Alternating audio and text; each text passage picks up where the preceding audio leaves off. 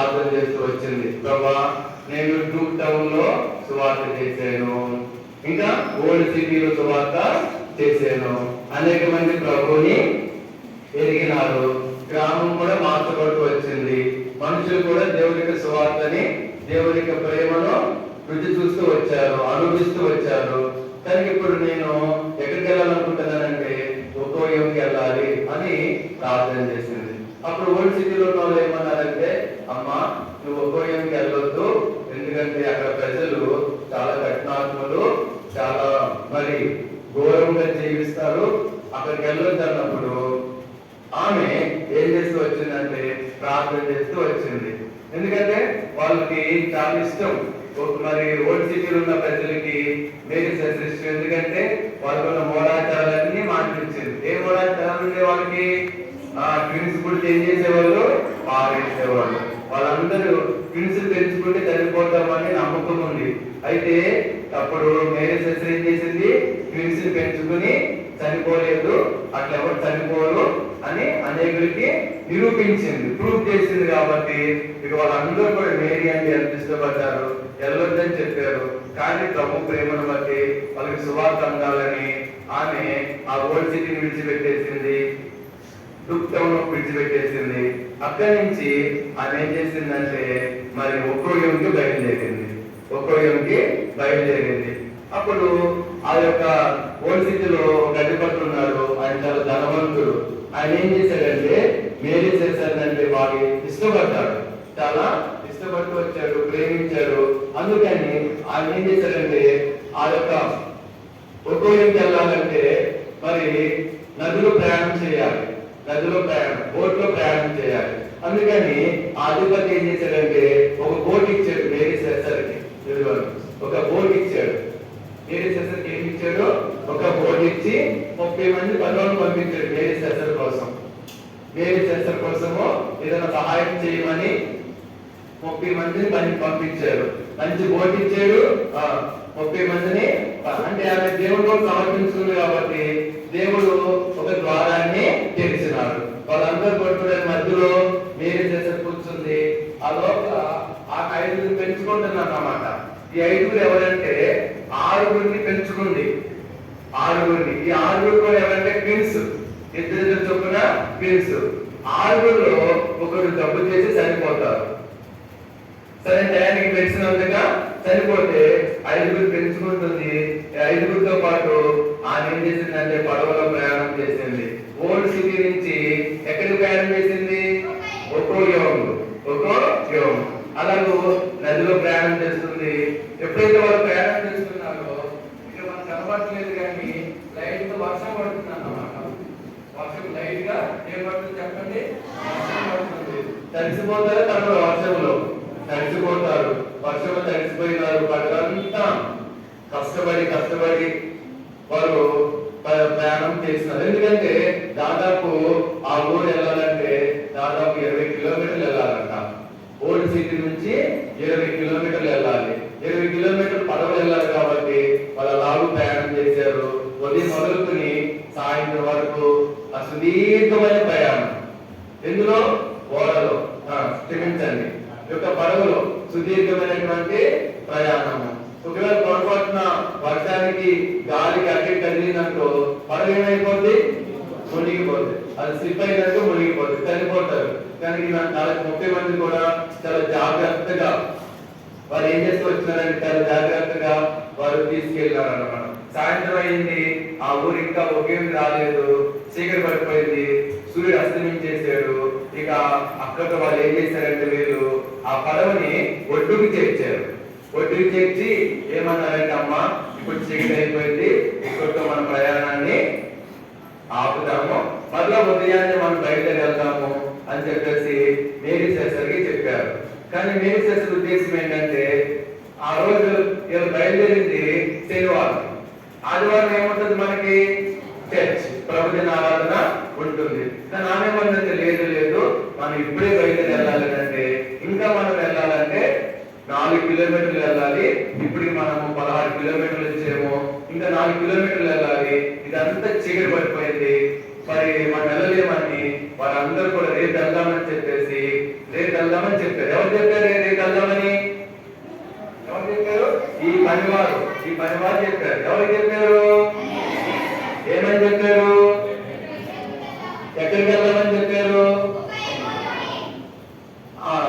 ప్రయాణం ఎందుకు ఆపేశారు? చీకటి పడింది కాబట్టి. పగలంతా ప్రయాణం చేశారా చేయలేదా? ఎందులో చేశారు? ఎంతమంది చేశారు? మరి ఇంకా 30 మందితో పాటు ఎవరున్నారు? మీరు చేస్తే ఎంతమందిని పెంచుకుంది? 5 పెంచుకుంది. కానీ ఆమె ఏమంటుందంటే లేదు ఇప్పుడు వెళ్దామంటే వాళ్ళు ఏమన్నారంటే ఇప్పుడు నదిలోకి వెళ్ళలేము, అడవిలో గుండెకి మనం వెళ్ళవచ్చు అని చెప్పేసి. అంటే అడవులంటే అప్పటికి రాత్రి అయిపోయింది. రాత్రి అయితే వెలుగుంటుందా చీకటి ఉంటుందా? వెలుగుంటుంది కదా, చీకటి ఉంటుంది కదా. ఎవరు చెప్పట్లేదు ఏమంటది? Very good. చీకటి ఉంటుంది, వర్షం పడింది, అడవిలో రోడ్లు ఉండవు. అడవులు ఏముండవు? రోడ్లు ఉండవు. వర్షం పడింది, నేల ఎట్లా ఉంటుంది? తడిగా ఉంటుందా పొడిగా ఉంటుందా? తడిగా ఉంటుంది. అడవులు ఏముంటాయి? ఏమన్నా క్రూర జంతువులు. క్రూర జంతువులు అంటే వైల్డ్ యానిమల్స్, క్రూర జంతువులు. Okay right. అంటే పుల్లు ఉంటుందా ఉండదా? సింహాలు ఉంటాయి, పులులు ఉంటాయి, చిరుతలు ఉంటాయి, తర్వాత మరి పాములు ఉంటవి చీకట్లో. అయితే మేరీ శాస్త్రి ఏం చేసిందంటే మొత్తానికి అప్పటికప్పుడే బయలుదేరింది. వాళ్ళందరూ రానన్నారు. వాళ్ళందరూ ఏమన్నారంటే ఈ రాత్రి కూడా మేము ప్రయాణము చేయలేము అని చెప్పారు. కానీ మేరీ చూడండి ఎంత ఆశంతో ఉదయాన్నే వాళ్ళు వాక్యం చెప్పాలి కాబట్టి ఇప్పుడు వెళ్ళిపోతామని చెప్పేసి అన్నప్పుడు ఆ పదవులు మేము రామంటే మేరీ చేస్తారు వాళ్ళని అక్కడే వచ్చి మీరు ఉదయం రమ్మని ఆమె ఏం చేసిందంటే 5 పిల్లలు తీసుకుని రాత్రి పూట చీకటిలో బయలుదేరింది. రాత్రి మనకి చాలా భయం కదా, చీకట్లో కరెంట్ పోయిందనుకో ఎంత ఉంటుంది, అక్కడ కదులుతుందనుకో ఇక్కడే భయపడతాం మనం. ఏం కదా భయం. కొంతమందికి భయం బయలు అంటే భయం, కొంతమందికి ఏమైనా కాక్రోచ్ అంటే భయం. అదేం చేయదు కానీ కాలు తొక్కేమనుకో కాలు మీద కాటు పడేందుకు కాకపోతే భయపడతారు, బల్లి అంటే భయపడతారు. అర్థమైందా? కానీ ఏం చేసిందంటే ఈ బాబుకి 12 సంవత్సరాలు ఇది ముందు పెట్టింది, చిన్నోడికి ముందు పెట్టింది, ఇంకా చిన్నోడు ముందు పెట్టి చూడలేదు. అటు ఇటు చూస్తున్నారు కదా, అటు చూస్తున్నారు, మిమ్మల్ని చూస్తున్నారా? అటేమో వస్తుందేమో ఇటేమో వస్తుందేమో చిన్న లైట్ పట్టుకొని అలాగే బయలుదేరారు. చూడండి ఆ వీటి మీద ఎవరున్నారు? ఒక చిన్న నడవలేడా? కనీసం నడవలేరు కాబట్టి వీటి మీద చేస్తున్నాను అన్నమాట. ఎక్కడ ప్రయాణం చేస్తుంది? అడవిలో ఒక చిన్న లైట్ పట్టుకుని వెళ్తుంది. అంటే ఉదయం కల్లా అక్కడ చేరాలని చెప్పేసి ఆ పిల్లలు తీసుకుని మొత్తానికి అది బయలుదేరి ఎక్కడికి వచ్చిందంటే ఒక్కో ఏం వచ్చింది. ఆ రాత్రే వచ్చేసింది. పిల్లలందరికీ కాలు జారిపోతుంది, అడవిలో చీకట్లో ములుగుచ్చుకుని ఉండొచ్చు. అయినప్పుడు కూడా అతి కష్టం మీద ఆమె ఏం చేసిందంటే ఎక్కడ చేరుకుంది? ఒక్కో ఇంటికి చేరుకుంటూ వచ్చింది అన్నమాట. ఒక్కో ఇంటికి చేరుకుంటూ వచ్చింది. చేరుకుందని కొంతమంది ఆ ఊళ్ళందరూ ఏమన్నా ఎంతగా చూస్తారు అన్నమాట. ఎందుకంటే అక్కడ నల్లగా ఉంటారు, ఉంగరాలు చుట్టూ. అర్థమైందా? ఈమె ఎట్లా ఉంది? కొంచెము ఉంది కాబట్టి ఎంతగా చూశారు. కొంతమంది ఏమో అక్కడ బానిసలు ఉంటారు అన్నమాట. ఆమె ఒక చిన్న పూరీలు ఇచ్చారు, పూరి పాట, ఒక చిన్న పూరి పాట ఇచ్చారు. ఆమె అక్కడ రాత్రి పూట వర్షానికి బట్టలు తడిసిపోయినవి అడవిలో మొత్తానికి ప్రయాణం చేసి ఏం చేస్తూ వచ్చిందంటే వాళ్ళు ఇచ్చిన ఆ ఊరిలో ఒక చిన్న పూరి పాట ఇచ్చారు. అక్కడ ఒక యజమానుడు చీపు, ఆయన పేరు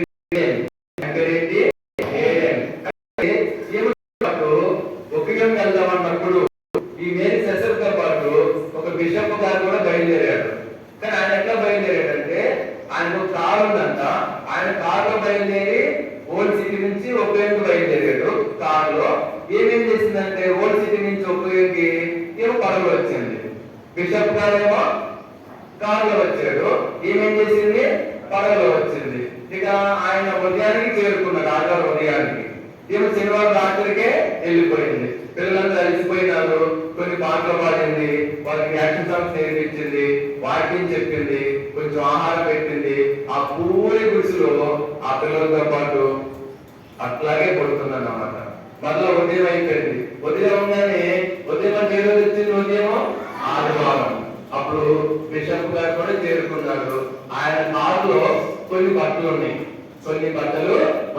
ఆ బట్టలు ఆ యొక్క మరి పిల్లలకి ఇచ్చారు. ఆ పిల్లలందరూ కూడా మంచి మంచి బట్టలు వేసుకున్నారు.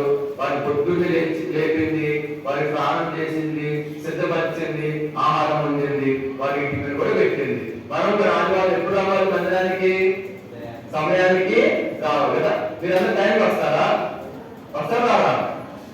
కొంతమంది ఏమో సండే స్కూల్ అయిపోయినాక వస్తారు, కొంతమంది పాటలు అయిపోయినాక వస్తారు, కొంతమంది వాక్యం అయిపోయినాక వస్తారు. అంటే మనం మందిరానికి ఎప్పుడు వెళ్ళాలి? ముందే టయానికి వెళ్ళాలన్నమాట. ఎప్పుడు వెళ్ళాలి చెప్పండి? ముందే సమయానికి వెళ్ళాలి. దీని కూడా మెయిన్ సెషన్ ఏం చేసిందంటే పిల్లలు పొద్దున్నే లేపేసి వాళ్ళు సిద్ధం చేసి రాత్రి అంతా అలసిపోలేదు పిల్లలు. చెప్పరా? అలసిపోయా? అడుగులు నడిచి ఏమైనారు? అలసిపోయినారు. వాళ్ళు అనుంటారు, మమ్మీ ప్లీజ్ మమ్మీ రాత్రి అంతా అలసిపోయినాం మమ్మీ, కొంచెం నిద్రపోతామని అని ఉంటారు. కానీ పోనీలో పడుకున్నాను తెచ్చి ఎగ్గొట్టేసి అని చెప్పిందా?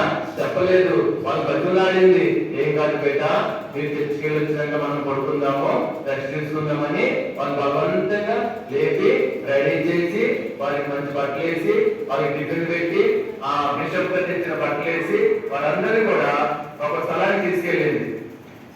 ఒక స్థలానికి అక్కడ చర్చి లేదు కాబట్టి ఒక ఇంట్లోకి తీసుకెళ్ళింది. అక్కడ వాళ్ళందరికీ వాక్యం చెప్తూ వచ్చింది. కొంతమంది వాక్యం వింటాకు వచ్చారు, కొంతమంది ఏం చెప్పిందో చూద్దామని వచ్చారు, కొంతమంది ఎట్లా ఉంటుందో అని చూస్తాకు వచ్చారు. రకరకాల ప్రజలు వచ్చారు. వారందరూ ఆమె చూస్తాకు వస్తే అక్కడ చూడండి బిషప్ గారితో కలిసి ఏం చేస్తుంది? వాక్యమో చెప్తుంది. ఏం చేస్తుందమ్మా? బిషప్ గారు వచ్చారు, వీళ్ళు వచ్చారు, ఇక్కడ కొంతమంది వింటున్నారు. వీళ్ళెవరు? కాదు, పెద్దవాళ్ళు. వీళ్ళెవరు? పెద్దవాళ్ళు. ఎందుకు వచ్చారు? అసలు ఇది ఏం చెప్పిందో చూద్దామని వచ్చినప్పుడు వాళ్ళందరికీ కూడా వాక్యం చెబుతూ వచ్చింది. వాళ్ళకి ఏం చెప్తూ వచ్చింది? వాక్యం. అయితే అక్కడ ఉన్నటువంటి చీపు ఆమె చూడటానికి రాలేదు, కానీ ఈ వంటను ఒక చిన్న ఇల్లు ఇచ్చాడు. అయితే ఆ జనం ఆదివారం అయిపోయింది, వాళ్ళకి వాక్యం చెప్పి చూడండి దేవుని పని అంటే మీరు చేసరికి ఎంత ఆసక్తి ఉంది. ఉందా లేదా? ఉన్నా? ఆమె రాత్రంతా కష్టపడి పగలంతా వర్షంలో తెచ్చింది, రాత్రంతా ప్రయాణం చేసింది, అంత హార్డ్ వర్క్ చేసింది ప్రభు కొరకు, అంత కష్టపడింది, అంత సమర్పించుకుంది. మనం ఏమంటాం? అప్ప 3 దినాలు వెళ్ళొచ్చాం వీళ్ళేసి, ఈ రోజు వెళ్ళకపోతే ఏం కాదు అనుకుంటాం కదా, అలసిపోయినాము ఏం వెళ్తామని అనుకుంటాం. కానీ ఆ పిల్లలు అట్లా అనుకోలేదు. ఆ సొంత పిల్లలు కాకపోయినా వాళ్ళని సిద్ధపరిచింది సండే స్కూల్కి. మనం కూడా సండే స్కూల్కి ఎప్పుడు రావాలి? టయానికి రావాలా, ప్రతి ఆదివారం రావాలి. అట్లా వాళ్ళకి ఉన్న పిల్లలందరికీ వాక్యం చెప్పింది. చుట్టుపక్కల వాళ్ళు వచ్చారు, వాళ్ళ వాక్యం విన్నారు. అంటే నేను చేస్తే చూడండి ఎన్ని ఆటంకాలు వచ్చినా అడవిలో కొట్టుకైనా సరే సమర్పించుకుంది. అలా నడిచి వెళ్ళి కష్టపడి టైం చెల్లించి అలాగే వాళ్ళందరికీ కూడా వాక్యం చెప్తే అక్కడ కొంతమంది వాక్యం విన్నారు, కొంతమంది ఏమో వాక్యం వినలేదు, ఆమె తృణీకరించారు. కొన్ని ఆటంకాలు వచ్చి వాక్యం చెప్పొద్దన్నారు. ఎందుకు వద్దన్నారంటే ఆ గ్రామంలోనే అక్కడ ఏం చేయాలి తెలుసా? సారా తయారు చేస్తారు, వైన్స్ అంటారు కదా, వైన్స్ మద్యము అక్కడ తయారు చేస్తారు. ఆ ఊరైతే ఒక ప్రతి ఇంట్లో కూడా గుట్లు ఉంటాయి బాటిల్స్. అట్లా అంత మత్తు ప్రియులు వాళ్ళు, అంత మత్తుకు బానిసైపోయినారు. అందుకని కొంతమంది వద్దని చెప్పేసి వ్యతిరేకించారు. అయినప్పుడు కూడా వాళ్ళ మధ్యలో ఉంటూ ఏం చేసిందంటే వారికి కొంచెం దేవుడి యొక్క సువార్తను, దేవుడి యొక్క ప్రేమను పంచుతూ వచ్చింది, వారిని కలుసుకుంటూ వచ్చింది. ఎట్లయితే ఆమె ఓల్డ్ సిటీలో రూఫ్ టౌన్ లో మనుషులు కలిసి వాక్యం చెప్తూ వచ్చిందో అట్లాగే ఈ యొక్క ఉపయోగంలో కూడా వీళ్ళు కలిసినట్టే వీళ్ళు ఎవరు ఓల్డ్ సిటీలో ఉన్నటువంటి విశ్వాసం దేవుని పెట్టారు వీళ్ళు. అట్లాగే ఆ ఉపయోగంలో ప్రజలు కూడా కలిసి వాళ్ళకి వాక్యం చెప్తూ వచ్చింది. అయితే కొన్ని చాలా భక్తు ప్రియులు, అందుకని వాళ్ళు వాక్యం వద్దన్నప్పుడు ఆమె ఏం చేసిందంటే ఆ పరిస్థితుల బట్టి ఆమె అక్కడ ఎట్లుండేవాళ్ళంటే చాలా ఘోరంగా ఉండేవాళ్ళు. తర్వాత వాళ్ళకి కొన్ని మూఢనమ్మకాలు ఉన్నాయి. కొన్ని ఏమన్నా చెప్పండి? మూఢనమ్మకాలు. ఏంటి మూఢనమ్మకాలు చెప్పండి? మనకి మూఢనమ్మకాలు ఉంటాయా? పాములు చూసారంటే అయిపోయింది. పాములు చూస్తే కొంతమంది ఏం చేస్తారు పూర్వకాలంలో మంత్రం చేస్తారు తెలుసా? మినుములు కానీ పెసర్లు కానీ బియ్యం కానీ తీసుకెళ్ళి ఆ ఊర్లో మంత్రులు గారు ఉన్నారు అనుకోండి, తెలియదు ఏ భూమి పుష్టి అంటే మాకు తెలియదు, కానీ ఆ మంత్రం చేసి ఇస్తారన్నమాట. వాళ్ళకి ఇస్తే వాళ్ళు ఏం చేస్తారంటే ఇంటి చుట్టూ చల్లుకుంటారు.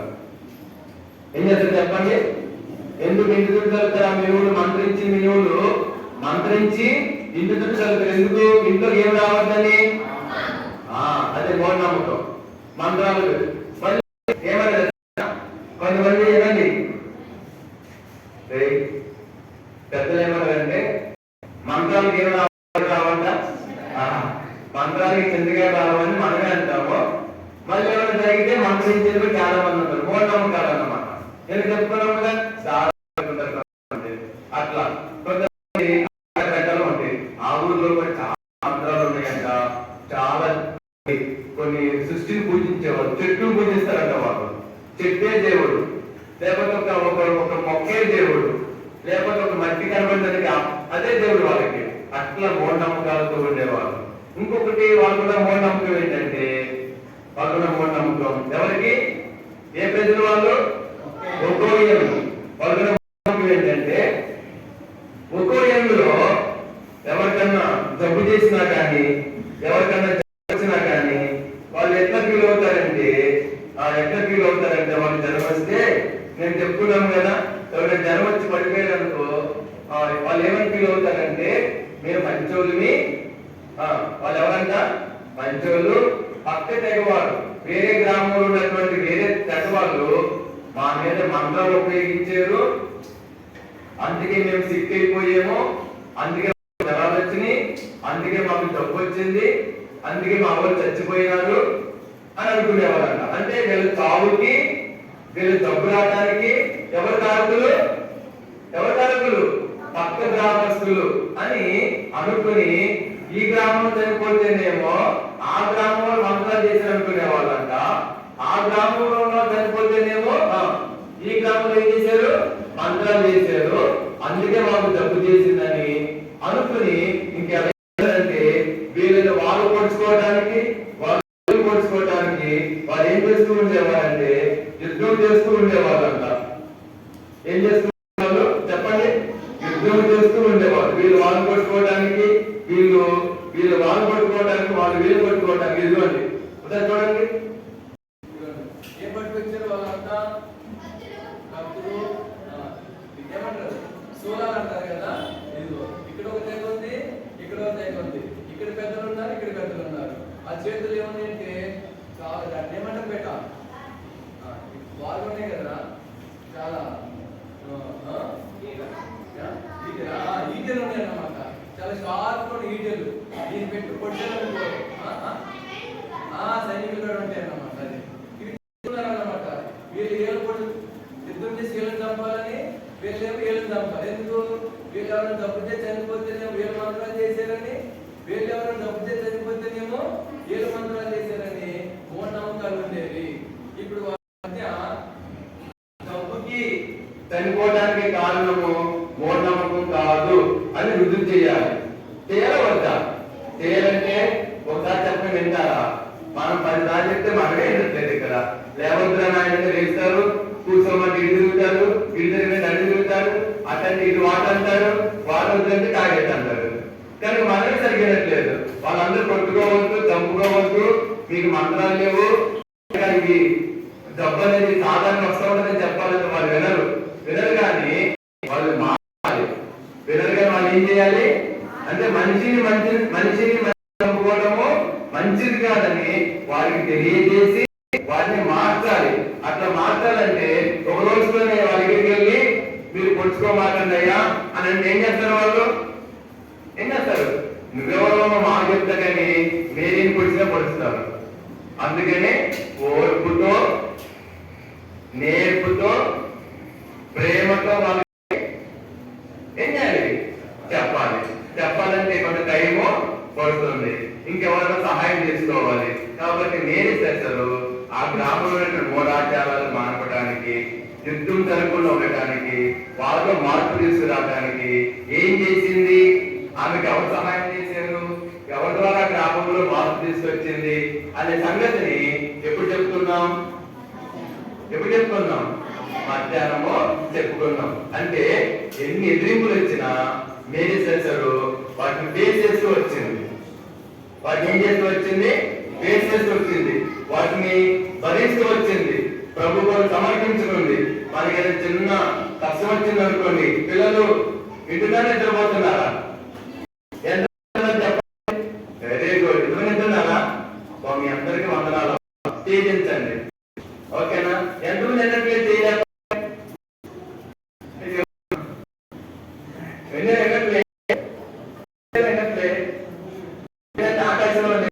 ఆకాశంలో భూమి మీద చెప్పు, ఎక్కడ ఉండాలి? ఆకాశంలో, భూమి మీద. సరే, ఎంతమంది ఎన్నట్లేదు? 1 2 ఓకే. వినట్లేదు కదా? దేవుడు వినేవాళ్ళ కంటే ఎక్కువ జీవించాలని ప్రార్థన చేస్తాం.